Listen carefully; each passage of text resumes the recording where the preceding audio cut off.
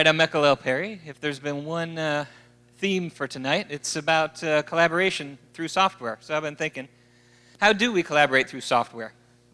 You know, we've got things like Google Wave, Facebook, you know, heck, even World of Warcraft is collaborative software. These are all means of collaboration. But I want you to think about a different one. What about that everyday line of business application, that CRM application? That's both the means and the subject of collaboration. It's a group of people all collaborating about their customers. There are a couple of different ways to use collaborative software like CRM, like Salesforce. No software on the client, all in the cloud. It's all online, nothing to download, nothing to install. Great, except online only works when you're online.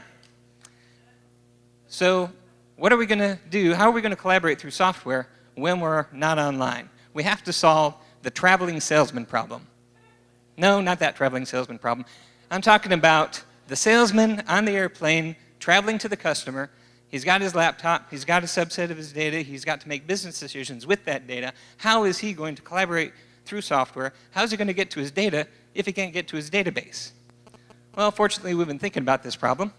Eric Brewer, he proposed the CAP theorem in 2000. That's consistency, availability, partitioning.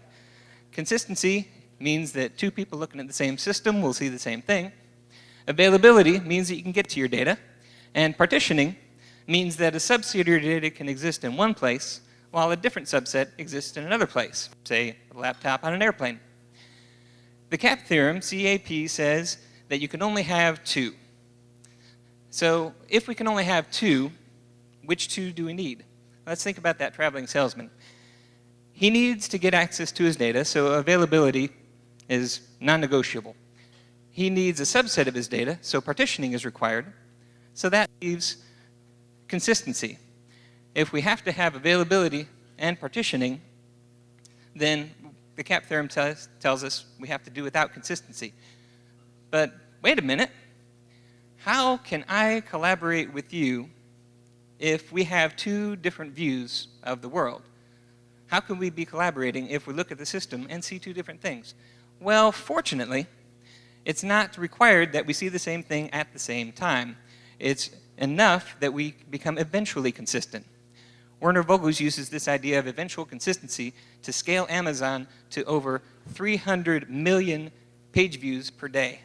And he knows that if you post a review, I don't have to see it right away. One of the ways to achieve available consistency is called event sourcing. This is pioneered by Greg Young and Udi Dahan. Now, event sourcing means that every time I make a decision, I can post an event which goes into my stream and eventually gets up to a centralized database. Now, these events are applied in order so that when we merge the streams, eventually we will both see the same view of the system. But if you look closely, you'll see that we are fully ordering those events. We're keeping them strictly ordered, A before B, before C, before Z. But yet, there's an inherent relationship among them. Some events have to occur before others. Call those the predecessors. So we can shuffle around these events in the event stream as long as we don't push a successor up above a predecessor.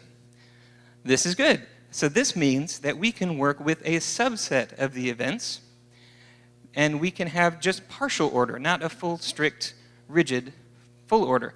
So we don't have to play all these events against a database in the sky somewhere and wait for that to happen before we can see what happened with our system. We can query for the successors of a single event to find out what happened with a subset of our system. So, follow me on this. If we can query the successors of an event, we can treat those as historical facts. It is a fact that at some point in history, I acquired a customer. It is a fact that my collaborator changed his name from Sam to Samuel.